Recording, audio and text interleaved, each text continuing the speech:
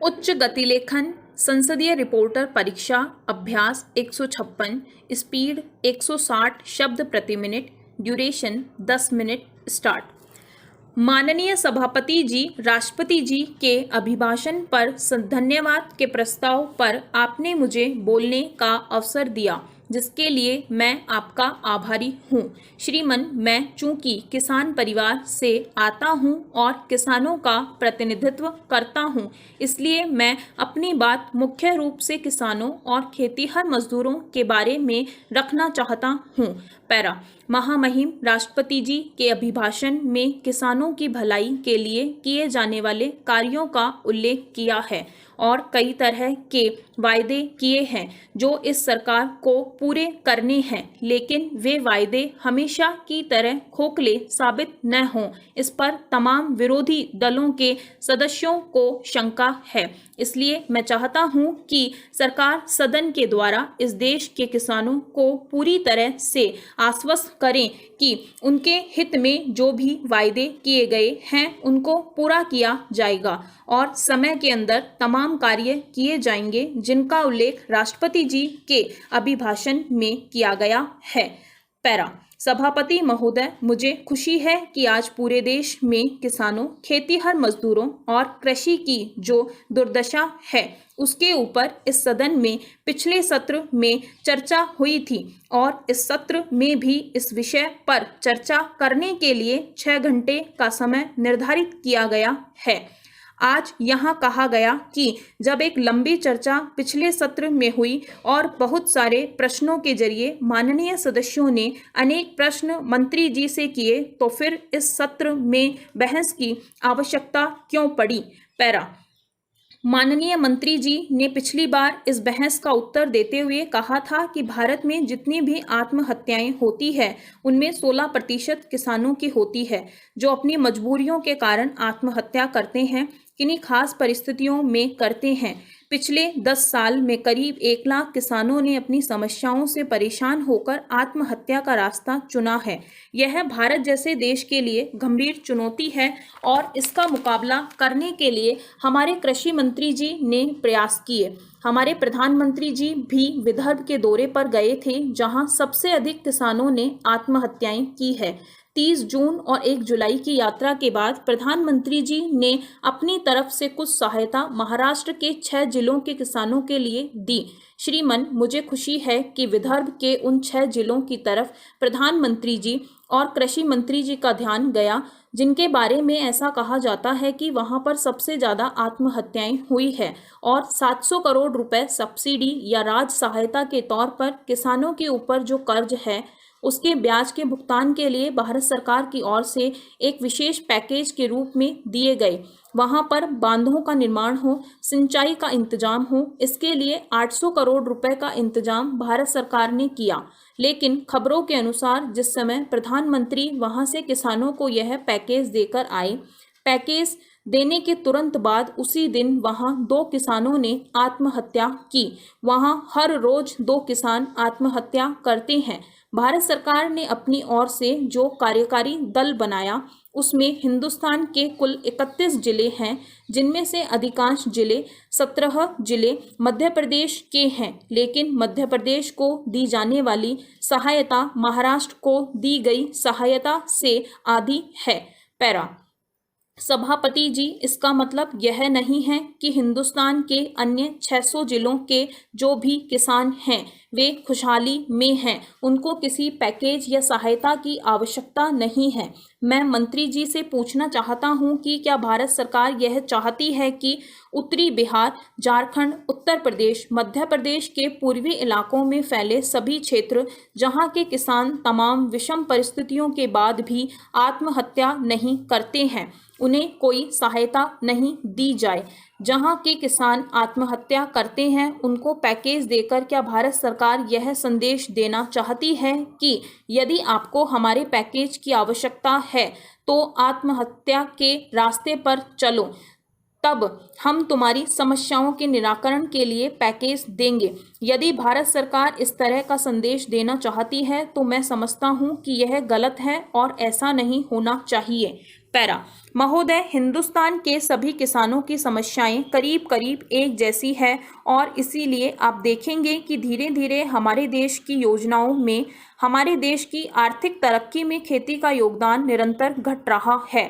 हमारे देश की जो प्रथम पंचवर्षीय योजना बनी जिसमें खेती का योगदान 56% था और वर्ष 2012 में यह योगदान घटकर 24% तक नीचे आ गया। अब अगर 11वीं पंचवर्षीय योजना के सही आंकड़े आ जाएंगे तो यह पता चलेगा कि यह योगदान घटकर अब 16 से 20% के बीच रह गया है। पैरा। अभी भारत सरकार के योजना आयोग ने 12वीं पंचवर्षीय योजना का दृष्टिकोण प्रस्तुत किया है। यदि उसका ठीक अध्ययन किया जाए तो उन्होंने इच्छा तो व्यक्त की है कि हमारे देश की आर्थिक तरक्की 8% के हिसाब से होनी चाहिए।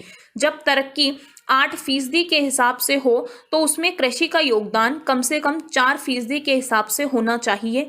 लेकिन उसी समीक्षा में हम यह पढ़ते हैं कि 10वीं पंचवर्षीय योजना में खेती का योगदान 3% के हिसाब से आर्थिक तरक्की में गिना गया था।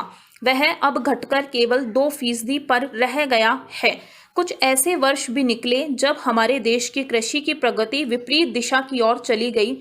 ऐसा क्यों हुआ, इसको स्पष्ट करना आवश्यक है कि जिस देश की 2/3 आबादी खेती पर निर्भर करती है, जिस देश की आबादी का 60% आदमी कृषि पर निर्भर है, 11 करोड़ से अधिक खेतीहर मजदूर रहते हैं, उस देश की पैदावार क्यों घटती चली गई? यह बात मेरी समझ से परे है। देश में पर्याप्त वर्षा हुई है, प्रगति ने हमारा साथ दिया है। फिर क्या कारण है कि हमारी कृषि आमदनी में अपेक्षित वृद्धि होने के बजाय लगातार घट रही है और किसान बर्बाद हो रहा है? जो देश के करोड़ों लोगों के लिए अन्न पैदा करता है उसकी लगातार दुर्दशा हो रही है और व्यापारी और अधिकारी संपन्न हो रहे हैं। पैरा। श्रीमन, यह दुर्भाग्य की बात है कि हमारे देश की आबादी आज 1 अरब 8 करोड़ की संख्या पार कर गई है। इतनी बड़ी आबादी को खिलाने के लिए 2-3 चीज़ों की बहुत आवश्यकता है। साथ ही दलहन और तिलहन की उपज हमारे देश में आवश्यकता के अनुरूप नहीं हो रही है। आज सबसे अधिक दाम दालों के बढ़े हैं। गरीब आदमी के लिए वह प्रोटीन का स्रोत है, लेकिन आज लोगों को वह जिस दाम पर मिल रहा है उसे खरीदने में गरीब आदमी असमर्थ हैं। दालें आज आम आदमी के पहुंच से बाहर हो गई है। गरीब आदमी के लिए खाद्य तेल दूसरी आवश्यकता है, उसे भी आज हमें बाहर से मंगाना पड़ रहा है और ऊंचे दामों पर वह उपलब्ध हो रहा है। इसलिए मेरा सुझाव है कि किसानों को इस प्रकार से प्रशिक्षित किया जाए कि वे दलहन और तिलहन की पैदावार की ओर अग्रसर हो सकें और जो हमारी परंपरा से चली आ रही गेहूं और चावल की खेती है उसकी तरफ से उसका रुझान कम न हो और वह इन महत्वपूर्ण फसलों का उत्पादन कर अपनी आमदनी भी बढ़ा सकें। पैरा। मान्यवर, जहां तक चीनी का संबंध है, पिछले साल हमारे देश में चीनी की पैदावार बहुत कम हुई है, जिसके कारण हमें चीनी बाहर से मंगानी पड़ी और उसके दाम आसमान पर पहुंच गए, जिस भाव पर गरीब आदमी खरीद नहीं सकता है। एक तरफ किसानों को गन्ने की उचित कीमत समय पर नहीं दी जाती है और जब वह गन्ना अधिक पैदा करता है तो उसका गन्ना मिट्टी के मोल पर बिकता है, जिससे निराश होकर वह अगली बार गन्ने की फसल नहीं बोता, जिसके कारण ही गन्ने की पैदावार कम होने से चीनी की कमी देश में होती है। आपको स्मरण होगा कि कुछ वर्ष पहले जब किसानों के गन्ने के उचित मूल्य के लिए आंदोलन किया था, तब गन्ना खेतों में जलाया गया था। तब तत्कालीन प्रधानमंत्री ने उनसे कहा था कि क्या आपने अधिक गन्ने की पैदावार मुझसे पूछकर की थी? इस तरह का रवैया यदि सरकार का रहेगा तो किसान क्या करेगा? सरकार को किसानों और गरीबों के हित के लिए एक सही नीति अपनानी चाहिए, जिससे किसान को अपनी पैदावार का उचित मूल्य मिल सके और गरीबों एवं मजदूरों का भी भला हो सके। पैरा।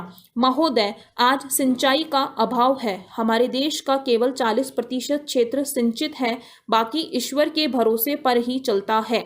अगर उसकी कृपा न हो तो किसान भगवान को प्यारा हो जाता है।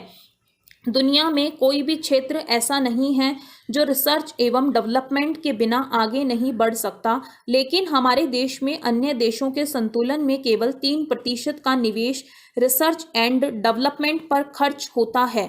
विश्व के तमाम वैज्ञानिक साल में 2 या 3 रिसर्च पेपर निकालते हैं, लेकिन हमारे यहाँ साल में एक भी नहीं निकलता है। इसीलिए जानकारी के अभाव में हमारे किसान परंपरागत फसलें ही बोते हैं। किसानों को उसके लिए उचित सहायता सरकार की ओर से नहीं मिलती है। स्टॉप। Thank you. इस चैनल को सब्सक्राइब करें और बेल आइकन को प्रेस करें ताकि लेटेस्ट वीडियो की जानकारी आप तक सबसे पहले पहुंच सके। वीडियो को लाइक और डिसलाइक अवश्य करें। कोई सुझाव और प्रश्न हो तो कमेंट बॉक्स में लिखें और वीडियो को अपने फ्रेंड्स और क्लासमेट्स को शेयर करें।